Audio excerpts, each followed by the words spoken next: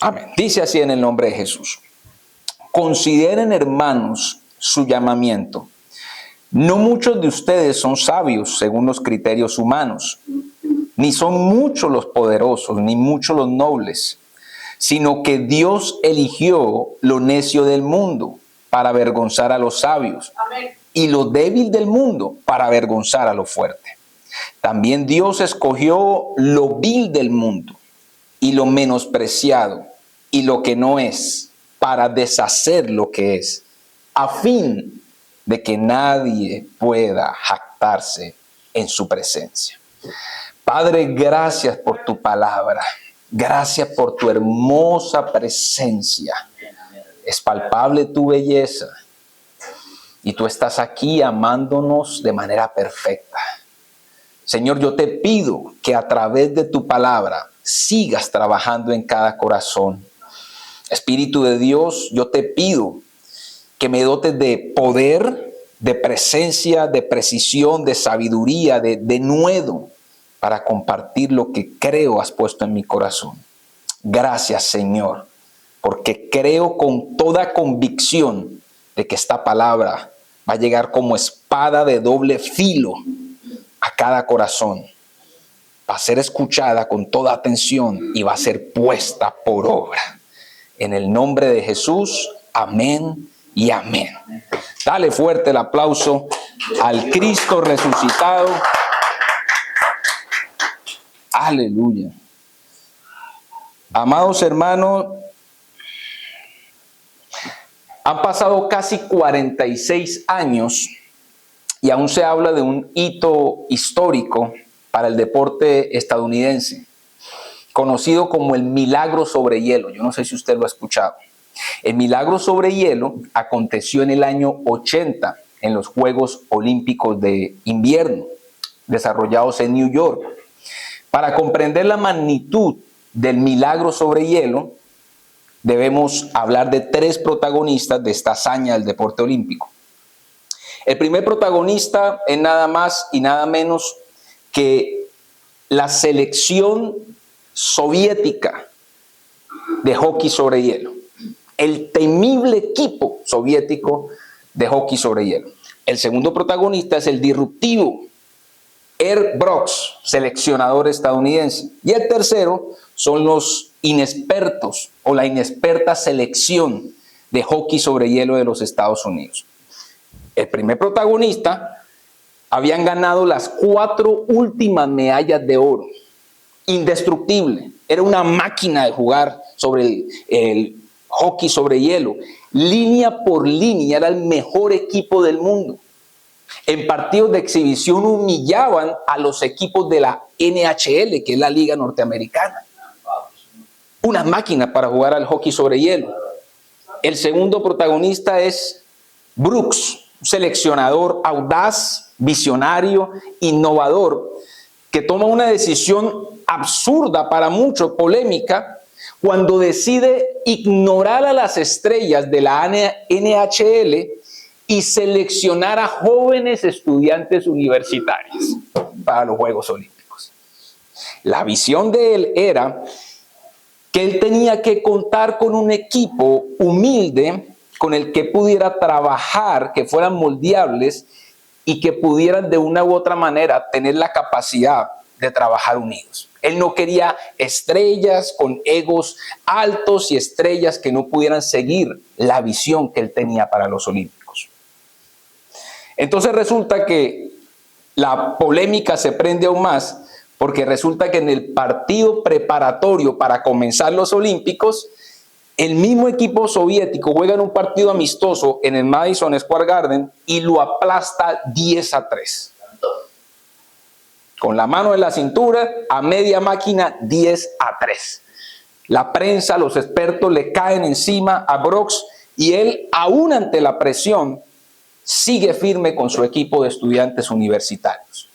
Arrancan los Olímpicos de 1980 en New York.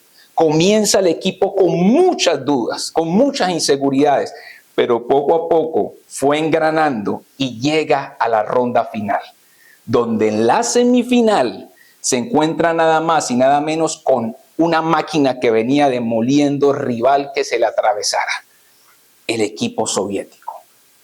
Y en el frío neoyorquino y frente a todo pronóstico, el equipo de Brooks, de inexpertos, de jóvenes, de universitarios, vence al invencible equipo de la Unión Soviética por 4-3.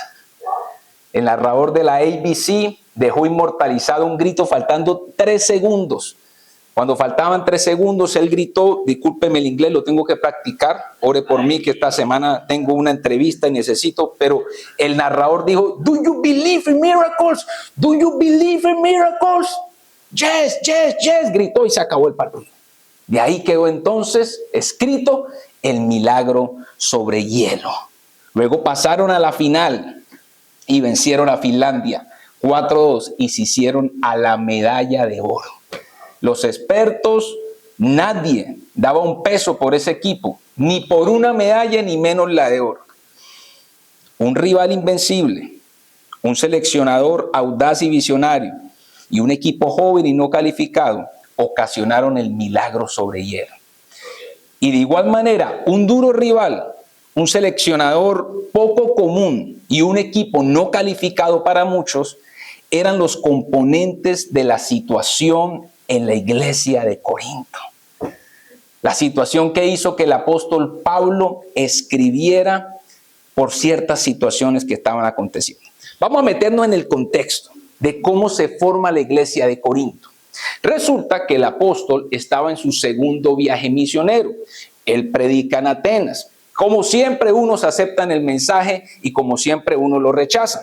Él sale de Atenas para Corinto y ahí con su equipo fundador empiezan a establecer la obra en Corinto. Su equipo fundador era Timoteo, era Silas, era Aquila y era Priscila. Ahí estuvieron trabajando 1 año y medio y empezaron a trabajar con el equipo local, que el texto bíblico pudiéramos tener idea de que se trataba de Crispo, de Gallo y Estéfanes. Estuvieron ahí trabajando, fundando la iglesia y trabajando y discipulando a los que se iban a quedar o los que se iban a quedar localmente en la iglesia de Corinto. Cuando finaliza el año y medio, Pablo entonces vuelve a Antioquía, formalmente se termina el segundo viaje misionero, se da un break de 10 mesecitos aproximadamente y comienza entonces el tercer viaje misionero. Y estando en Éfeso le llegan noticias de la iglesia que habían establecido en Corinto. Y le llegan noticias de que la joven iglesia, habían pasado aproximadamente 3 años desde que él había dejado plantada, tenía algunos serios problemas. Por ejemplo, primero, había una división terrible entre la iglesia por partidismos. Es por eso que les dice, muchachos, ustedes están diciendo, unos dicen yo soy de Apolo, otros dicen yo soy de Pedro, otros dicen yo soy de Pablo. Estaban divididos. Segundo, había mucha inmadurez espiritual. Había un gobierno de la carne porque él les escribe y les dice, no les puedo hablar como espirituales, sino tengo que hablarles como a carnales. Tercero, había una tolerancia a la inmoralidad sexual, a punto de que un hombre estaba teniendo un romance con su madrastra y ellos lo estaban tolerando. Cuarto, habían contiendas serias entre hermanos. Primeramente había mucho mucha discusión por ahí, pero habían otras serias que terminaban ellos en tribunales paganos, discutiendo, demandándose el uno al otro. Entre hermanos. También había un libertinaje, consumían carne sacrificada a ídolos, los hermanos, sin pensar que pudieran opinar los nuevos creyentes. Había desorden en las reuniones, sobre todo por el don de lenguas y el don profético. Había una competencia entre ellos para ver quién tenía más dones y quién sobresalía más. Había irrespeto en la cena del Señor. Había un relajo en la cena del Señor. Y había confusión doctrinal sobre un tema fundamental como la resurrección de los muertos. Estaba la iglesia joven con ciertos problemas delicados, ¿verdad? Y pudiéramos decir que la juventud de esa iglesia pudiera ser una de las razones por las cuales estuvieran pasando en esa circunstancia. Pero cuando analizamos el verdadero rival y la verdadera raíz del problema, era el mismo Corinto, la cultura de Corinto. Póngale cuidado. 200,000 personas habitaban en Corinto. Era una colonia romana. Era una de las ciudades más importantes del Imperio Romano. Resulta que tenían un comercio marítimo muy activo. Había un avance industrial continuo. Entonces, eso hacía que fuera una ciudad muy rica. Y por tanto, llegaba gente diversa. Habían griegos, habían judíos, habían romanos, habían egipcios, habían pobres, habían ricos, habían esclavos, había de todo en Corinto. Aparte de eso, Corinto era famosa por el intelectualismo. Habían de todo tipo de escuelas griegas, de filosofías, en las cuales enseñaban continuamente. Corinto era también turística. Ahí en esa ciudad se celebraban las segundas Olimpiadas o los segundos juegos más importantes, los Juegos del Istmo. Entonces llegaban atletas, llegaban comerciantes continuamente. Corinto era impura, era muy famosa porque había mucha inmoralidad sexual.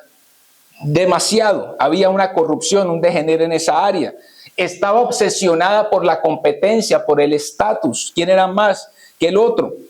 Y por último era idólatra. Habían templos de Afrodita, de Poseidón, de emperadores romanos divinizados y de deidades orientales. Entonces toda esa cultura de competencia, de orgullo, sexualmente permisiva, religiosamente pluralista, se infiltró en la iglesia de Jesucristo. Pero Dios había establecido un plan con Corinto. Dios había decretado establecer luz en medio de tanta oscuridad. Él había ya establecido un movimiento contracultura. Él había establecido un equipazo. Él había establecido personas que pudieran ir en contra de toda tiniebla y de toda corrupción que estuviera gobernando en Corinto. Dios había hecho una convocatoria poderosa hace 3 años y el apóstol Pablo se lo recuerda en la carta que les escribe y les dice: chicos, recuerden que Dios eligió a lo necio, a lo débil, a lo menospreciado, a lo vil y a lo que no es nada del mundo. Amén. ¡Qué combazo! Ese era el equipo. Dios dijo: voy a enviar al apóstol Pablo y voy a establecer luz en medio de esa cultura oscura. Hace 3 años había comenzado ese proyecto. Y fíjese brevemente lo que es necio en el griego original. Lo necio del mundo eran los ignorantes del mundo, lo que el mundo consideraba ignorante. Lo débil eran los que no eran poderosos en el mundo. Los menospreciados, literalmente lo desechado del mundo. Los viles eran los sin nombre. No tenían apellido de alta estima, no tenían ningún prestigio social. Y los que no son nada, es decir, la nada del mundo. Ese fue el combo que agarró Dios. Ese fue lo que eligió para establecer luz en Corinto. Y yo no sé usted, tal vez usted de pronto sí lo hubiera comprendido, pues yo le voy a ser sincero. Si yo estuviera enterado de esa convocatoria, yo con todo respeto le digo, conforme a mi sabiduría humana, yo le digo: Señor, yo no estoy de acuerdo. Yo no estoy de acuerdo. Pero qué rival tan bravo tenemos al frente. Date cuenta, es una cultura muy poderosa. No, Señor, hay que convocar a los sabios del mundo. Hay que convocar a los poderosos. Hay que convocar a los que tienen nombre. Hay que convocar a los que son algo. ¿Cómo vas a llamar a lo que no es nada? Yo, conforme a mis argumentos altivos, a mi sabiduría humana, le hubiera dicho eso. Y si usted me permite ir un poquitico más atrás, yo le hubiera dicho a Jesús: Jesús, tengo dudas con ese equipo que tú tienes. Jesús, Pedro, yo lo veo muy imprudente. Jesús, ese Pedro es muy vasto. Mateo, un traicionero. Maestro, en cualquier momento, Mateo nos vende a Roma, publicano. María Magdalena, la mujer está atada. Esa mujer está endemoniada más no poder, Señor. ¿Cómo la vas a traer? Tomás, Señor, ese tipo tan escéptico no cree en nada. Juan, ese es muy impulsivo. Tanto. Pero sí veo uno que me llama la atención, que tiene administración y manejo de números. Judas, ese sí. ¡Aleluya! Ese sí está preparado. Ese me llama la atención, Señor. Pero menos mal que yo no soy Dios. Menos mal que Él elija a quien quiere. Menos mal que la obra del Señor no va a ser interrumpida. Menos mal que la obra del Señor, el que Él eligió, Él a ti te eligió. Y todo santo que Él ha elegido, no importa si tiene prestigio del mundo, si tiene prestigio del ser humano, Él se va a glorificar a través de su iglesia. Dios es el Dios soberano que elige de lo ordinario para hacer cosas extraordinarias. Leamos Romanos 11 del 33 al 34. Miren lo que dice. Vamos a leerlo. Dice, qué profundas son las riquezas de la sabiduría y del conocimiento de Dios. Cuán incomprensibles son sus juicios e inescrutables sus caminos. Porque ¿quién ha entendido la mente del Señor? ¿O quién ha sido su consejero? Mire, yo creo que usted y que yo, si hubiéramos conocido esos convocados de Corinto, con los problemas que tenían al inicio, definitivamente los hubiéramos descartado. Pero Dios trabajó progresivamente en ese equipo. Y tal vez nunca fue una iglesia perfecta, pero fue una iglesia que tuvo una gran mejora, y eso lo podemos ver a través de la Biblia y a través de textos históricos. Después de que pasó eso, amados, y que Pablo le escribe a Corintios, Pablo manda a Tito, y Tito le da un reporte, y en 2 de Corintios le dice, apóstol, se arrepintieron. Apóstol, hay arrepentimiento y hay mejora. Eso fue meses después. Pero tenemos un texto que vamos a leer de 40 años después, una carta histórica de uno de los líderes de la iglesia de Jesucristo, que da fe y que da testimonio de cómo estaba caminando la iglesia de Corinto. Y fue una carta escrita por un hombre llamado Clemente. Se la escribió a Corinto en el año 95, habían pasado 40 años. Y mira cómo habla Clemente de la iglesia de Corinto. ¿Quién, habiendo estado entre vosotros, no aprobó vuestra fe firme y virtuosa? ¿Quién no admiró vuestra prudencia y moderación en Cristo? ¿Quién no proclamó la magnificencia de vuestra hospitalidad? ¿Quién no felicitó vuestro conocimiento perfecto y seguro? Era Clemente hablando de la misma iglesia que había establecido el Señor hace 40 años. Insisto, no fue una iglesia perfecta. No fue una iglesia, porque no hay ninguna iglesia perfecta, ¿ven? Pero fue una iglesia que mejoró y que literalmente, cuando vemos esas palabras, en nada se parece a la iglesia que tenía esos problemas. Amados hermanos, ¿y qué pudiéramos nosotros aprender al día de hoy? ¿Qué pudiéramos nosotros al siglo XXI y al año 2026 aprender de esta situación en la iglesia de Corinto? Primeramente, yo no sé usted, pero creo que hay una relación y una convergencia evidente entre la cultura de Corinto y la cultura en la cual nosotros estamos presentes. Actualmente, en todo el ambiente, incluso dentro de la iglesia, muchas veces se nos infiltra ese tipo de cultura, pero hay contiendas, hay divisiones en la iglesia de Cristo, hay competencia, hay inmoralidad sexual, hay toda clase de enseñanzas filosóficas huecas, hay idolatría, hay cientos de religiones y por ahí pasa la cuenta. La cultura es muy similar a la de hoy y el mismo Dios que dice la Escritura, que es el mismo por los siglos de los siglos, no cambia su modo de convocatoria. Amén. Él sigue eligiendo lo necio, Él sigue eligiendo lo vil, Él sigue eligiendo lo que no es fuerte, Él sigue eligiendo la nada. Y si lo quiere comprobar que él no cambia, mira al frente quién está predicando. Y mira al lado, mira al lado, dése cuenta. Quédese mirando para que ahí está. Y el Señor sigue. Diga amén. Oye, si es verdad, el Señor no cambia. Lo necio, lo vil. Porque yo no sé si algunos de nosotros pudiéramos tener todas esas características, el mundo pudo haber pensado eso de nosotros, algunas de esas o una de esas. Pero Él nos escogió. Y Dios es el que manda. E insisto, Dios es el que hace del ordinario cosas extraordinarias. Y tenemos que nosotros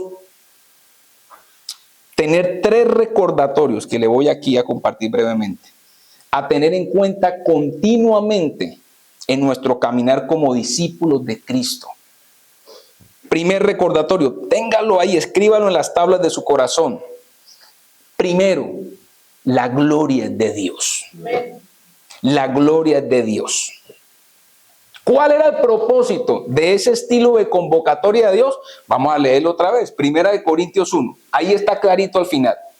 Sino que Dios eligió lo necio del mundo para avergonzar los sabios, lo débil, para avergonzar lo fuerte, lo vil del mundo, lo menospreciado y lo que no es, para deshacer lo que es. A fin, ese es el propósito de esa convocatoria, de que nadie pueda jactarse en su presencia.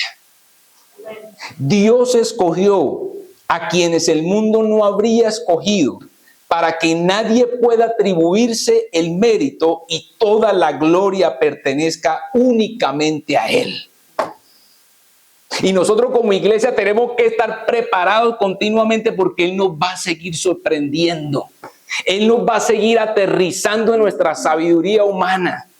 Porque precisamente en ese mismo capítulo dice lo siguiente en el verso 19. Dice, está escrito, destruiré la sabiduría de los sabios y desecharé la inteligencia de los inteligentes.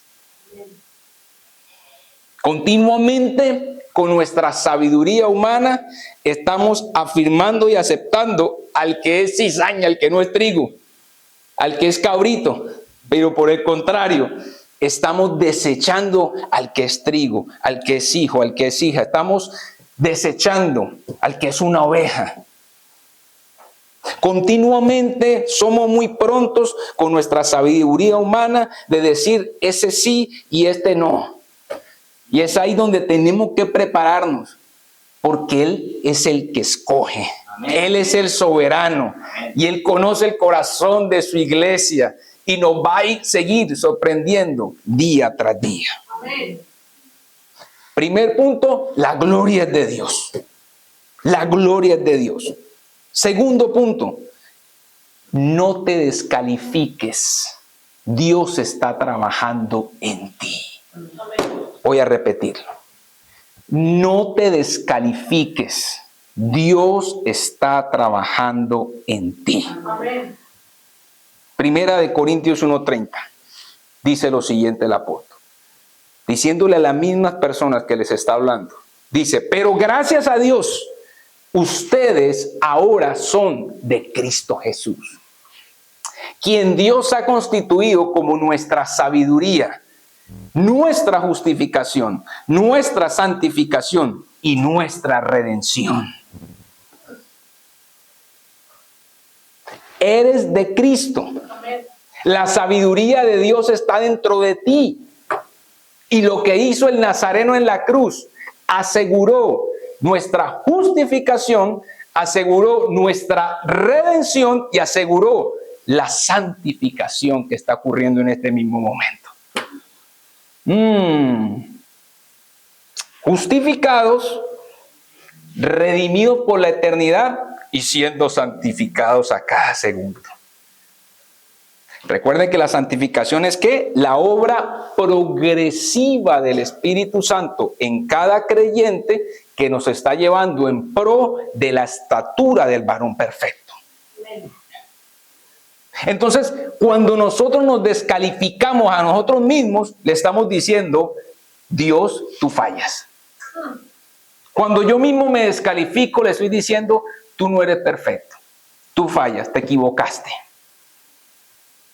Y mire, yo creo que ya les comenté, pero vale la pena, conecta con esto, que una vez fui a jugar tenis, hace poco me fui a jugar tenis, ¿verdad?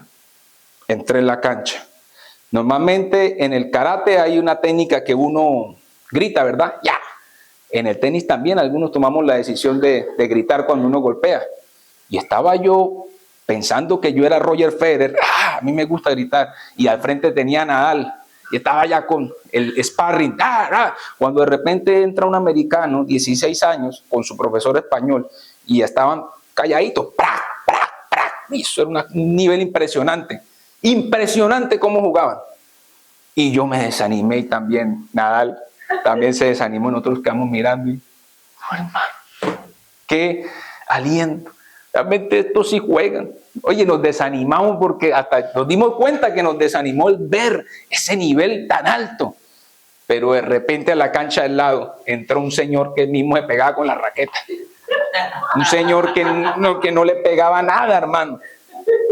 Señor, Dios mío, la primera vez. Y yo, gloria a Dios. Gloria a Dios. Entonces, así es la santificación. Tenemos que mirar hacia atrás un poquito, no para ser soberbio y no para burlarme de él, ni no para entrar en confort, sino para ver el avance que ya tenía en Dios. Amén. Entonces miro para atrás y digo, oh, pero ya no soy el mismo. Dios ha venido trabajando, pero no me quedo mirando para allá. No. Ahora miro a aquel. Amén. ¿Por qué? A Jesucristo. Y no lo miro para desanimarme, lo miro en el descanso de la sublime gracia y de su perfecto amor para inspirarme y decir, puedo seguir pareciéndome a Él y el Espíritu Santo va a seguir trabajando en mí y me voy a parecer más a Cristo. Aleluya. Mira atrás y dile, Señor, has trabajado en mí.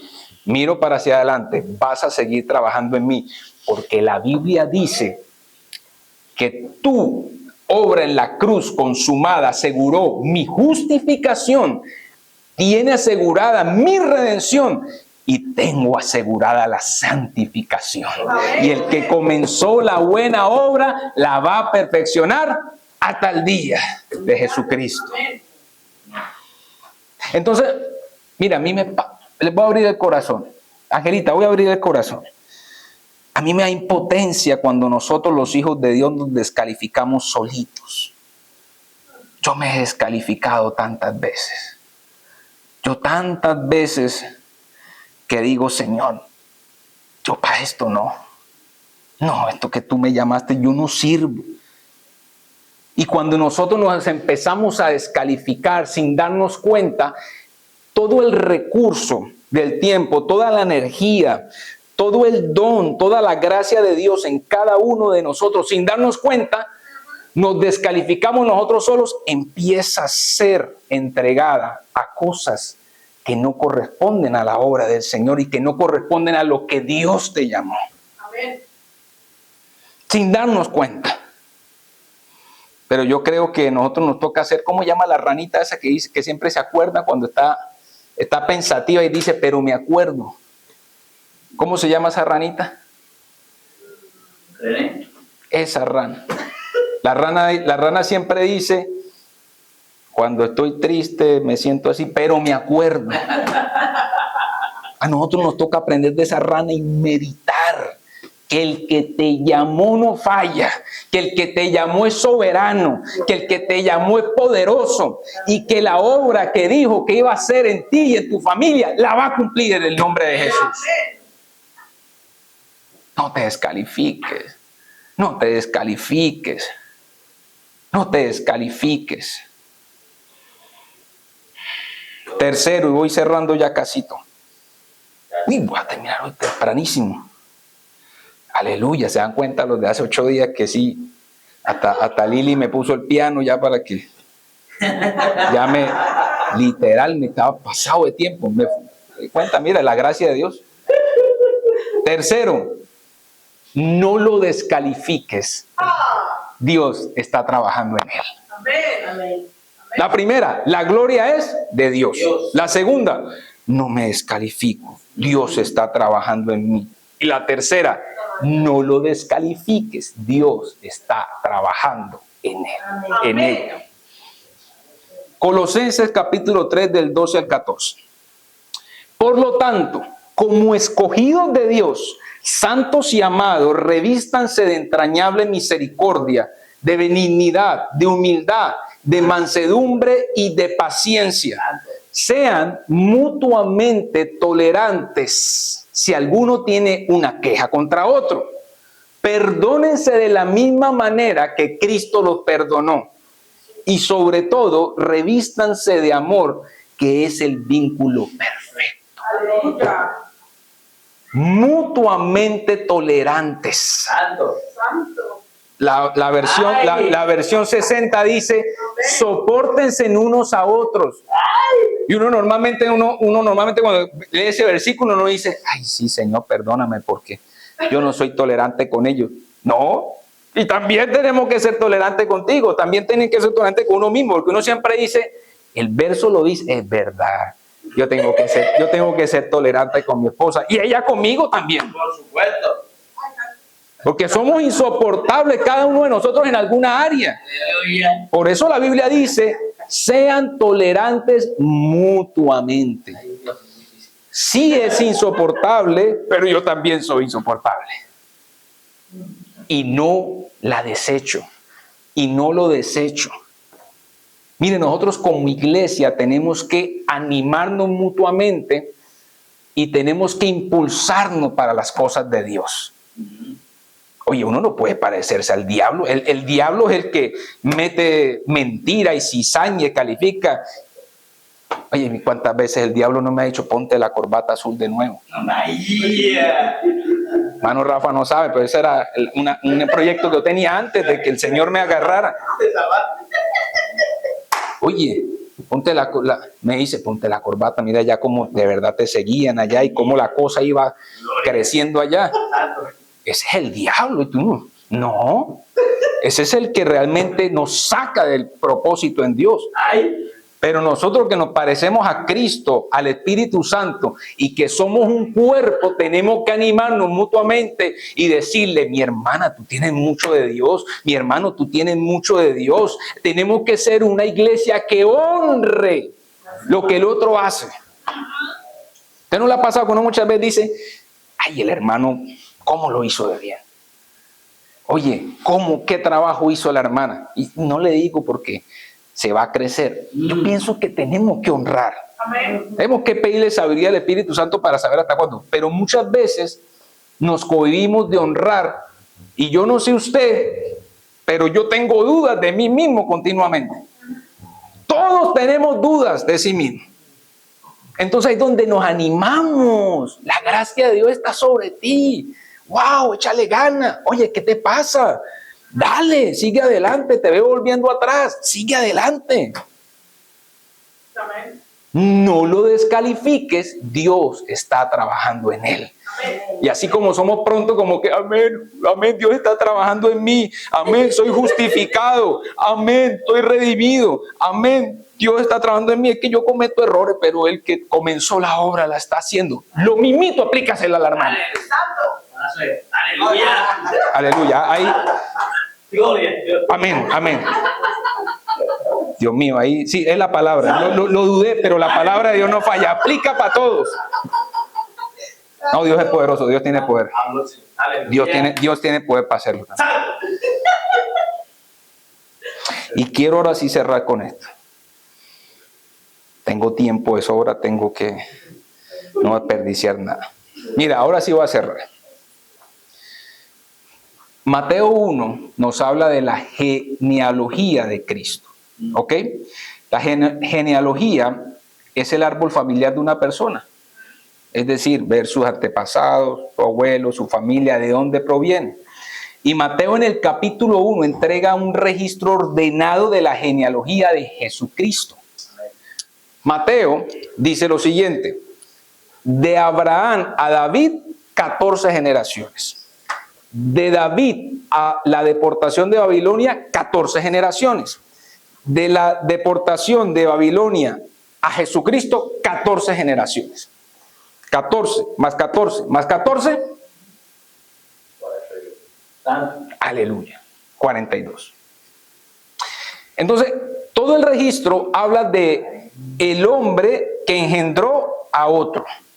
Pero de las 42, 5 tan solo resaltan a la mujer que concibió y dio a luz. El Espíritu Santo de manera intencional le agarró la pluma a Mateo y de las 42 estableció quienes habían concebido y dado a luz. Pónganle cuidado. No le voy a leer las 42. No me da tiempo para leer las 42 generaciones. Voy a leerle las 5. No me preocupe, mire. Mateo 1:3 dice: Judá engendró de Tamar a Fares. Judá engendró de Tamar a Fares. Y a Sara. Fares a Esron. Y Esron a Arán. Dejémoslos ahí, Lili. Dese cuenta que la normalidad del texto es que tan solo se habla del que engendró y al que tuvo. Pero omite quién concibió y quién dio a Dios. Menos en el texto 3 que dice de Tamar. Siguiente. Salmón engendró de Rahab. Ahí vuelve y nombra quién concibió y quién dio a luz. ¿Quién engendró Rahab? A Boz. Boz engendró otra. De Ruth a Obed. Y Obed a Isaí. Isaí engendró al rey David. Y el rey David engendró a Salomón. ¿De quién? De la que fue mujer de Urías. Ahí van 4. Tamar, Ruth, Rahab y Betsabé. Y la otra es, y Jacob engendró a José, marido de María, de la cual nació Jesús, llamado el Cristo. Qué casualidad que de las 42 generaciones, el Espíritu Santo, no fue que a Mateo se le ocurrió, el Espíritu Santo de manera intencional quería dejarnos saber quién concibió, quería destacar quién concibió en 5 ocasiones. Primero Tamar, luego léase Génesis 38. Eso está para corintellado, eso está para una novela. Pero Tamar no podía tener hijos porque todo el mundo la rechazaba y Tamar terminó disfrazándose de prostituta para que su suegro la embarazara. El suegro luego la iba a quemar y luego se dieron cuenta que efectivamente era el suegro pensó, hizo negocios con una ramera que en realidad era Tamar, que se había disfrazado porque nadie quería tener hijos con él. Ese es el primer elemento que nombra la Biblia. El segundo es Rahab, una prostituta cananea. El tercer elemento es Ruth, una moabita. No era judía, era gentil. Mire, Moab era una vergüenza para los judíos porque los moabitas surgieron de un incesto entre Lot y su hija. Amén. Adoraban a Baal y influenciaban a los hombres. Las mujeres de Moab influenciaban a los hombres para que se postraran a Baal. Esos eran los moabitas. De ahí era Ruth. Betsabé, esa usted la conoce mejor. Betsabé fue la mujer adúltera que engañó a su excelente esposo llamado Urías. Y por último, María, que era una mujer humilde, sin prestigio social y habitante de una aldea insignificante. Y antes de decirle el principio necesito aclarar de que tal vez alguien pueda decir, gloria a Dios, entonces salgo de aquí a pecar para que Dios se glorifique en mí. De esa manera ya me estoy dando cuenta que Dios se glorifica, entonces voy a gozarme. No. Porque el pecado humano tiene sus consecuencias, es supremamente gravísimo. Pero la fidelidad de Dios a sus promesas es aún mayor. Voy a repetir eso. El pecado humano es terrible y tiene consecuencias, pero aún es mayor la fidelidad y las promesas de Dios. ¿Y por qué digo esto? Porque muchas veces nos descalificamos con relación a errores que hemos cometido, a un pasado turbio. Muchas veces nos deprimimos por lo que pudimos hacer en el pasado, por lo que pudimos hacer hace unas semanas, ayer, por lo que pudimos haber hecho hoy. Y es importante que podamos pasar la página y no volver a hacer eso, pero entender que nuestro Dios es un Dios redentor, restaurador y transformador. Amén. Dios no basa su plan redentor en la perfección moral de los seres humanos, sino en la perfección de su gracia y de su propósito soberano. Voy a repetirlo. Dios no basa su plan redentor en la perfección moral de los seres humanos, sino en la perfección de su gracia y de su propósito soberano. Amén. El Mesías vino de una línea de pecadores porque vino a salvar pecadores.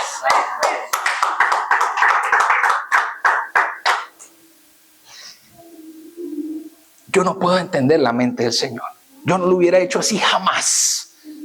¿Cómo el Cristo, el Salvador, viene a través de gente imperfecta? ¿Cómo a través de una mujer como Tamar, con ese error, ahí venía en esa genealogía del Cristo? ¿Cómo a través de Betsabe? ¿Cómo a través de Ruth? ¿Cómo a través de una mujer humilde y desprestigiada por la sociedad como María? Y es ahí donde tenemos que entender que Él introdujo su gracia en medio de la historia real de pecadores para mostrar que el Salvador viene precisamente a redimir los pecadores. Segunda de Corintios 4:7 dice lo siguiente: pero tenemos este tesoro en vasos de barro, para que se vea que la excelencia del poder es de Dios y no de nosotros. Gracias. Él te convocó. Tú eres uno de esos convocados. Nadie daba un peso por ti en el mundo. De una u otra manera te desecharon, te despreciaron, pero Él sabe lo que está haciendo. Y si tú estás en este lugar, es porque Dios, en su inmensa gracia y sabiduría, ha puesto tus ojos en ti, tiene planes maravillosos y se va a glorificar a través de lo que tú vas a hacer. Amén. No te descalifiques, no te descalifiques, no te descalifiques. Cada vez que venga la culpa, la vergüenza, el miedo, tú ve a la cruz y dile: no me descalifico. Él me justificó, Él me redimió y Él me está santificando. Y no descalifiques a tu hermano, a tu familiar, a tu hermana. Y entendamos que en su inmensa sabiduría Dios determinó meter su perfecto amor, como lo estábamos cantando, y su gracia en medio de pecadores para salvar a pecadores. Muchas veces nos damos, hermanos, nos damos duro. Muchas veces nosotros somos muy duros con nosotros mismos. Y muchas veces nosotros nos descalificamos tanto que salimos tan iracundos con nosotros mismos que salimos a hacer el resto con los demás. Mira para atrás, Dios ha trabajado en ti, pero mira hacia el varón perfecto para que podamos entender que podemos seguir mejorando. Amén. Amén. Miremos las obras de la carne y detectemos: esto están pasando los años y persiste en mí. Voy entonces, versículos adelante, mira el fruto del Espíritu. Esto pudiera estar aquí porque el Espíritu Santo está dentro de mí. Y oramos: Señor, ayúdame en esta área, ayúdame en esta área. Y Él es fiel para ayudarnos. Yo quiero invitar a mi hermano Rafa para que por favor interprete esa última canción hermosa, porque no hay otro lugar al cual podamos ir que no sea su presencia. En la duda, aunque sepamos hoy de que Él nos ha convocado, aunque sepamos de que Él nos salvó y nos justificó, aunque sepamos de que Él está trabajando en nosotros, vamos a seguir teniendo dudas. Aunque sepamos de que Él es bueno y que su gracia es perfecta para con nosotros, la gente va a dudar de nosotros. Pero ahí es donde entonces voy a decir: yo no voy a ir al error que cometí atrás. Paso la página Dios me va a ayudar a no volverlo a hacer y voy directamente a quien me creó. Voy directamente al que me escogió. Voy directamente al que me convocó. Porque la gloria de Dios se va a manifestar en mi vida. Porque Él desde antes de la fundación del mundo me conoce. Y porque Él me creó de manera perfecta. Y Él es mi Padre. Él es mi amigo. Y Él es mi Salvador.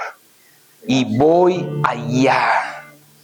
No hay otro lugar en donde puedas ir. Es su voz la que te va a decir, hija, sí, yo te llamé. Es su voz el que le va a decir, hijo amado, yo te llamé. No te descalifiques.